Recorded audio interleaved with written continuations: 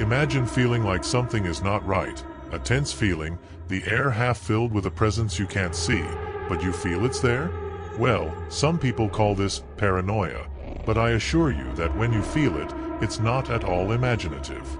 It all started with my father. He was one of those kids who loved walking in the woods, exploring unknown trails, and he always said that nature was the best place to clear his mind. On one of these walks, he ended up finding a dead body. That's right, the body of a hiker, lying in a corner, as if he had accidentally fallen. The guy was in a somewhat strange position, all contorted, and you could see that he had slipped on the wet rocks of a slope. Of course, he did what anyone would do. He called the police. They arrived, looked at the place, went through the whole procedure, and in the end they said it was an accident. Nothing more than a tragic slip. Now, can you imagine this happening to you? The scene in your head. It's just an accident, right? End of conversation. Life goes on. But that's not how it happened to me. Since that day, something has changed. It seemed as if the forest, which was once a place of peace and quiet, was suddenly filled with presences. I couldn't see it exactly, but I felt it. Every time I looked out the window at the trees, I felt like someone was watching me. That feeling of being watched, of always being followed, started to grow. At first I thought it was just my head, that it was just my imagination, but the signs continued. I would wake up in the middle of the night and feel like someone was standing next to my bed. It was like the shadow in the corner of the room came to life for a few seconds. My breathing would get heavy, my heart would race, but when I blinked and tried to see properly, there was nothing there. Just the silence of the house and the gentle wind outside. The forest, which I had once found attractive, now scared me. I even avoided going near the trees. But the worst of all was that number. She was there, always in my peripheral vision. I could swear I saw her between the trees, in the same place where the body was found. Never completely visible, but not far enough away to forget either. One night, right after another one of these strange episodes, I heard something outside. A dry snap of branches, very close to the house. It's funny how our body reacts without us realizing it, isn't it? At that moment, my heart started beating so fast I thought it was going to explode. I slowly got out of bed and walked over to the window. And there he was. A figure, somewhat blurry, standing between the trees. I couldn't see his face, but I knew he was looking right at me. My body froze. I couldn't move or scream. I just stood there, frozen, watching as that thing watched me. Slowly, the figure took a step back and disappeared into the darkness of the trees. At that moment I felt something very bad coming. It wasn't just a strange feeling or some kind of scare anymore. It was like the forest was alive, watching me, waiting for the right moment to, I don't know, catch me. Days passed and I tried to move on with life. But the figure was still there, always at the edge of my vision. It would appear in the middle of the night, sometimes near the house, sometimes further away. I started to notice a pattern. She only appeared when I was alone. One night, after much insistence, I decided to tell my father. He was a practical man, the kind who didn't believe in such things. I told him about the feeling, about the figure I saw near the woods, and of course, he laughed. It's just your imagination, son. You're scared by what you saw that day. It's normal. Try to relax. Everything will be okay. But it didn't stick. That same night, as I tried to sleep, I heard footsteps. Light footsteps, as if someone was walking outside the house. I was paralyzed with fear, but I knew I had to check. I walked over to the window again, and there it was. This time, closer. The figure was standing in the backyard, in front of my bedroom window. It looked like a patch of darkness, but I knew it was watching me. Suddenly, it began to move, slowly and terrifyingly, towards the front door of the house. Fear gripped me. I ran to my father's room, woke him up and told him everything, stammering in fear. He tried to calm me down, but this time even he seemed a little worried. He grabbed a flashlight and went out to check, while I, trembling, looked out the window. He searched the yard, illuminating every corner, but found nothing. "See? There's nothing here. You have to stop this, son." But I knew there was something. And now I was sure that this wasn't just imagination. The figure was playing with us, appearing and disappearing whenever it wanted. The next day, the feeling of being watched didn't go away. And worse, it started following me beyond the woods. I could feel that presence even when I was at school or walking through the city. It was as if the figure was attached to me, linked in some way to what happened in that wood. Then, one night, after a long time of accumulating that constant fear, I decided that I needed to face whatever it was. I grabbed a flashlight, took a deep breath, and headed into the woods. If this was going to continue to haunt me, I wanted to face it head-on. I entered the trees, with the light of the flashlight shaking in my hand from so much nervousness. The silence was absolute, and with each step the sound of the dry leaves under my feet seemed deafening. I walked to the place where they had found the body. My heart was beating so hard I could feel it in my throat. Suddenly I saw it. The figure. She was there, standing among the trees, as if she had been waiting for me. I hope you liked the story, because the second story is even more chilling. Just don't forget to see if you're already subscribed to the channel so you don't miss any terrifying stories. Have you ever found yourself in a situation where everything seems perfectly normal, but at the same time you're haunted by that nagging feeling that something is wrong? An invisible presence watching you at every turn, even though you're sure no one is around? That's exactly how I felt that night, and I, who was always the skeptical type who laughed at ghost stories and scoffed at urban legends, realized that some things are hard to ignore. The night started peacefully. I was at my grandparents' house, an old building full of stories that my grandmother loved to tell when I was little. Things like, in this room, your aunt felt like someone was running a hand through her hair while she slept, or your uncle heard voices in the kitchen at dawn. I always thought they were made-up stories to scare, like the ones we tell around the campfire. But that night something was different. Everything was very quiet, even too quiet. I remember sitting in the living room, watching the turned-off TV. The dim glow from the kitchen light next door barely illuminated the room, leaving shadows in the corners, as if they were stretching, waiting to swallow up the space. The clock on the wall made an annoying ticking sound, but suddenly the sound of the hand seemed to stop, or at least I couldn't hear it anymore. Everything was still. Then came the footsteps. At first I thought it was all in my head. Slow, rhythmic footsteps, like someone was softly climbing the stairs. I thought it was the wind, or maybe an old house making those strange noises old buildings always make. But the footsteps continued, slow but steady. Somehow, curiosity was greater than fear. I climbed the stairs slowly, trying not to make any noise.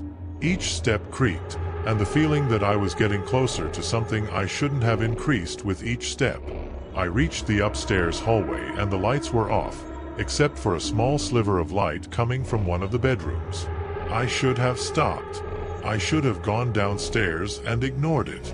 But I kept going, driven by an inexplicable need to know what was going on. I pushed the bedroom door open carefully and then I saw it.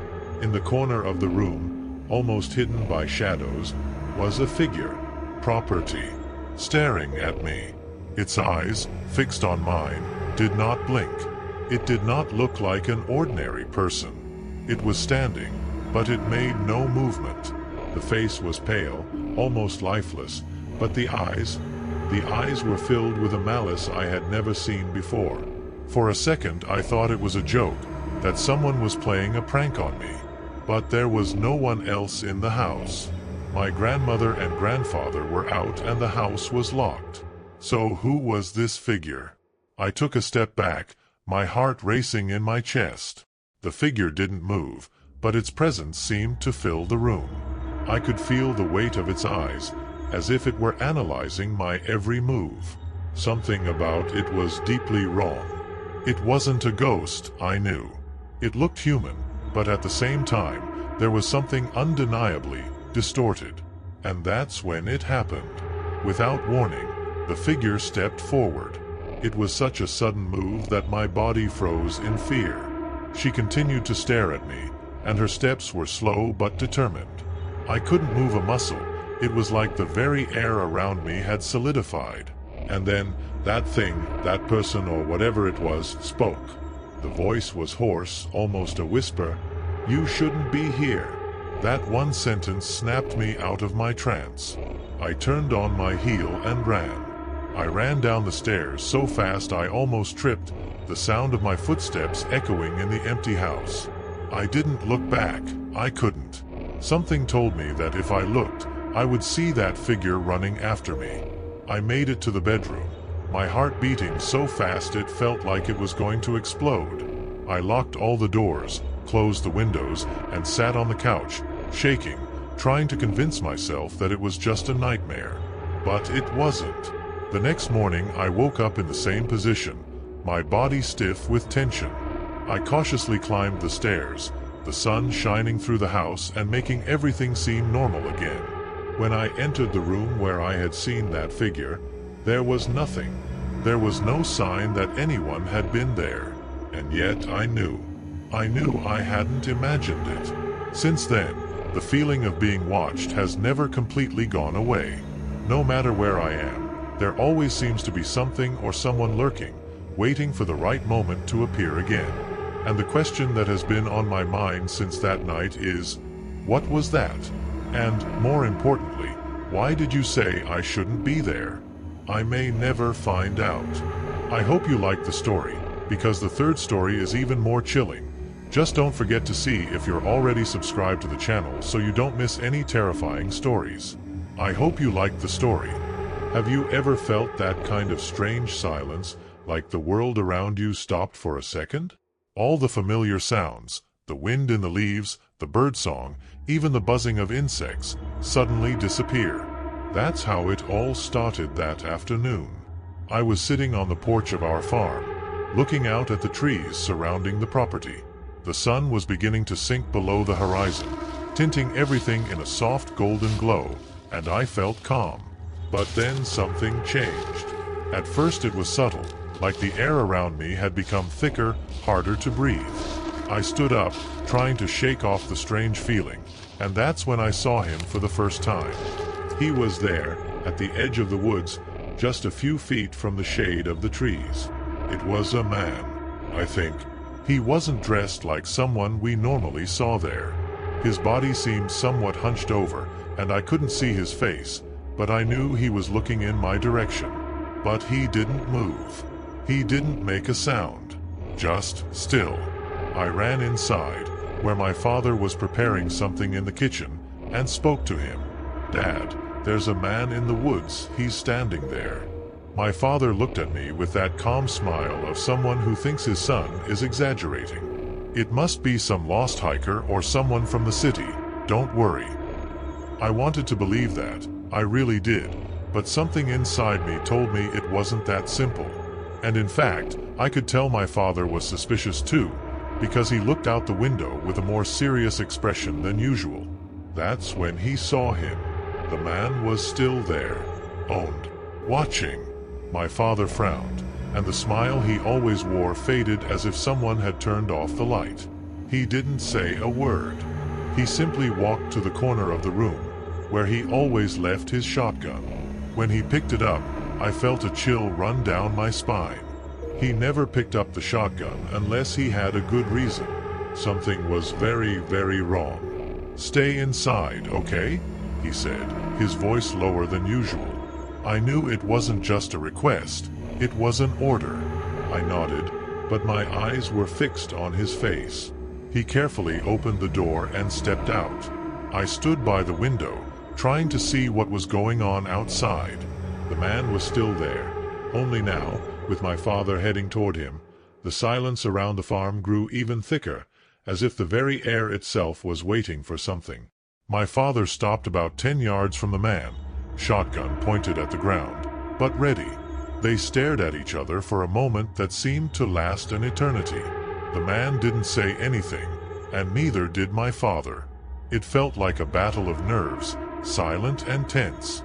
Suddenly, the man took a step forward, and that was when everything changed.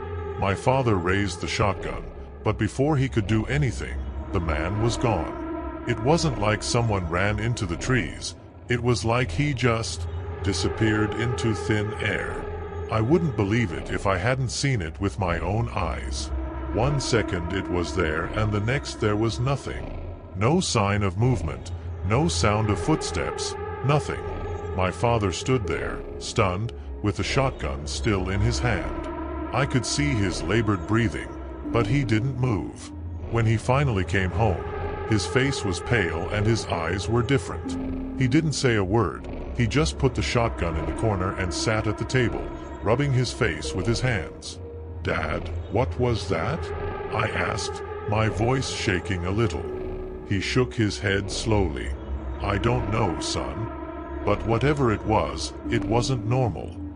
That night the silence continued. No crickets, no birds, not even the wind in the trees. I curled up in bed, feeling a presence in the air. I didn't dare look out the window, for fear of seeing that man standing outside, watching. The next morning I tried to forget what had happened, but my father was different. He became quieter, more thoughtful, and started checking the shotgun frequently, as if he was waiting for something. And then the noises started. At first, they were just little pops coming from the woods at night. I thought it was just the wind, but soon they became footsteps, slow and steady, as if someone was walking through the house. Each night, the footsteps seemed to get closer, until one morning, I distinctly heard scratching on the wall of my room. My heart almost stopped. I didn't have the courage to move. I could barely breathe. After a few endless minutes, the noise stopped and silence reigned over the house again. The next morning, I told my father. He didn't seem surprised, but his eyes revealed something he didn't want to admit: fear. Days passed and the noises grew louder. And then one night we heard something different. It wasn't footsteps, it wasn't scratching. It was a heartbeat. 3 loud, rhythmic knocks on the front door. My father jumped up and grabbed the shotgun. I followed him, shaking from head to toe. When he opened the door, there was no one there. Just the darkness of the night and the cold breeze of the forest. But from that moment on, I knew.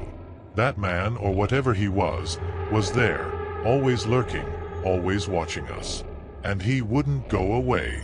Deep down, something in me said that, at some point, he would come in. I just didn't know when. Tell me which story made your hair stand on end? Tell me which one you liked the most? Because in the next video, the story is even more chilling.